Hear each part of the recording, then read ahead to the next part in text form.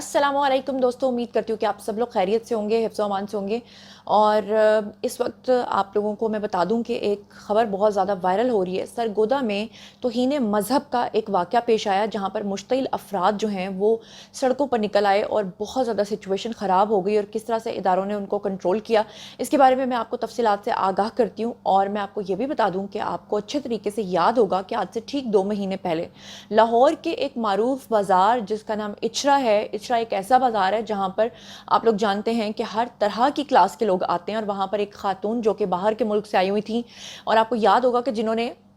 हरूफ तहज्जी वाला एक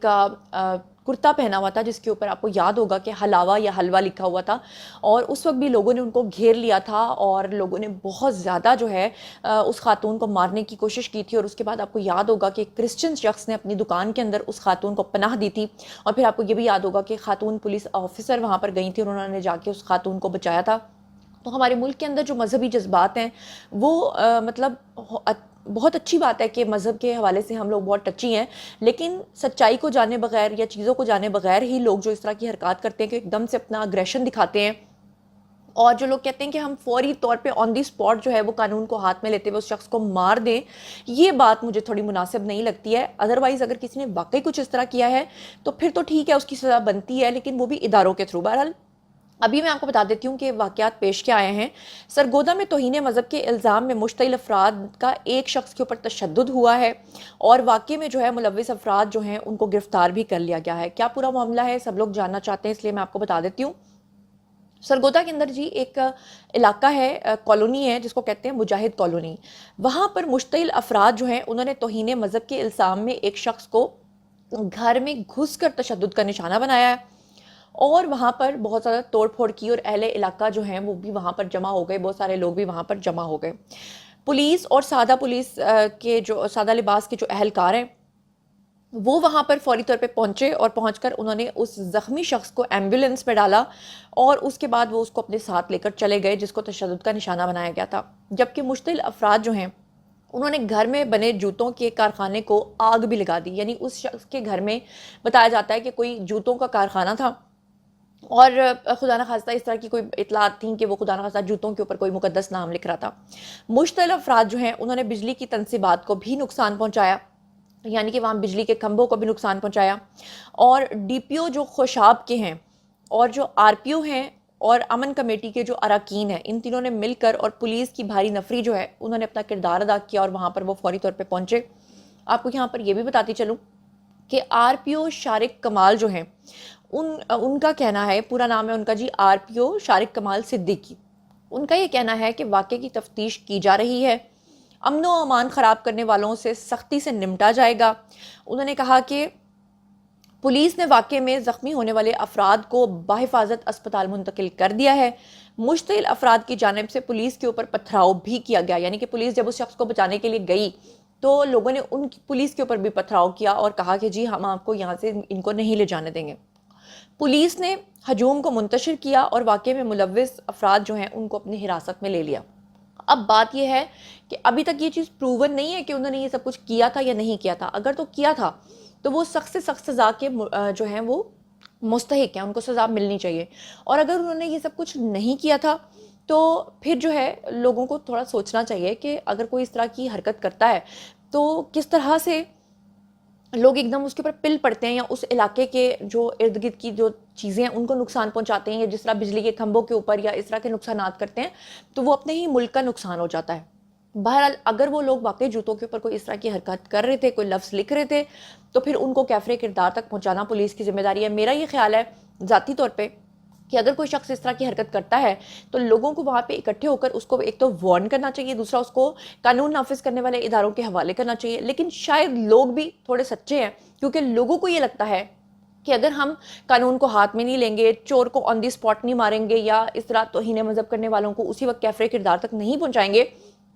तो लोगों को लगता है कि पुलिस जो है वो ऐसे लोगों को छोड़ देती है। तो इस वजह से लोग जो हैं वो कानून हाथ में लेते हैं। अगर कानून जो है वो सख्ती से अमल दरामद करे इस तरह की चीज़ों के ऊपर, तो लोग भी कानून को हाथ में नहीं लेंगे। ये भी मुझे लगता है। वैसे आपको मैं बता चुकी हूँ कि इचरा के अंदर ये वाक़या पेश आया था, जहाँ पर हलावा लिखी हुई खातून जो है उसके पीछे लोग पड़ गए थे। और आपको याद है کہ جو خاتون پولیس آفیسر ہیں انہوں نے کس طرح سے ہجوم کے بیچ میں جا کر ایک تقریر کی تھی اور بڑی مشکل سے وہاں سے جو وہ خاتون نے اس کو بچایا تھا، حالانکہ وہ تو بیچاری بے قصور تھی۔ آپ کو یہ بھی یاد ہوگا کہ آج سے چند ماہ پہلے ایک واقعہ میں نے آپ کو رپورٹ کیا تھا جہاں پر ایک خاتون نے نعوذ باللہ، اللہ معاف کرے، اس نے نبوت کا دعویٰ کر دیا تھا، اور آپ کو یاد ہوگا کہ اس کی کچھ ویڈیوز بھی وائرل ہوئی تھیں جس میں اس خاتون کی بہن جو نعوذ باللہ لوگوں کو ترغیب دے رہی تھی اس طرف کہ خدا نخواستہ اس کی جو بہن ہے اس کے اوپر کوئی نبوت اتری ہے اور آپ اس کو مانیں، اور اس کے بعد وہ ویڈیوز بہت زیادہ وائرل ہو گئے تھے۔ اور آپ کو یاد ہوگا کہ اس وقت اہل علاقہ اور اہل محلہ جو ہیں انہوں نے اس خاتون کے گھر کے باہر جو ہے وہ آ کر کافی دھاوا بولا تھا اور اس کو کافی تشدد کا نشانہ بھی بنایا تھا، اور اس کے بعد پولیس وہاں پر پہنچی تھی۔ تو اس وقت لوگوں نے قانون کو اس طرح سے ہاتھ میں نہیں لیا تھا، اس خاتون کے اوپر تشدد نہیں کیا تھا، بلکہ اس کے گھر کا گھراؤ کیا تھا۔ لیکن پولیس جو ہے وہ اس خاتون کو لے کر چلی گئی تھی، اور اس کے بعد سے لے کر اب تک لوگ ہمیں پوچھتے ہیں کہ اس کیس کا کیا بنا، اور ہم اداروں سے پوچھتے ہیں یا پولیس کے جو ڈپارٹمنٹس بنے ہوئے ہیں ان سے پوچھتے ہیں تو ہمیں کوئی جواب نہیں دیتے۔ یعنی انہوں نے اس خاتون کو ایسے جیسے غائب بھی کر دیا تھا۔ شاید اسی وجہ سے لوگ جو ہیں وہ قانون کو اپنے ہاتھ میں لیتے ہیں۔ بہرحال سرگودا میں یہ جو واقعہ پیش آیا ہے، کئی گھنٹے کی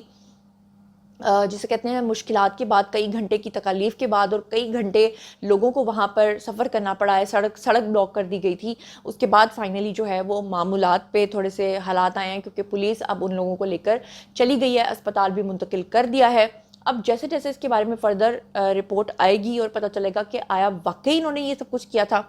یا کہ انہوں نے نہیں کیا تھا، اس کے بارے میں آپ کو ضرور میں رپورٹ کروں گی۔ لیکن جاتے جاتے ایک واقعہ آپ کو یاد کروانا چاہتی ہوں، کیونکہ ہماری قوم کی تھوڑی سی یادداشت کمزور ہے، چیزیں اکثر بھول جاتے ہیں۔ آپ کو یاد ہوگا ایک خاتون تھی آسیہ ملونہ، اس آسیہ نے توہین مذہب کیا تھا اور اس کے اوپر یہ چیز پروف بھی ہو گئی تھی، اور پاکستان کے تین کورٹس نے اس کو سزا سنائی تھی، اور سزا سنانے کے باوجود، کلپریٹ ہونے کے باوجود، مجرم ہونے کے باوجود بھی اس خاتون کو،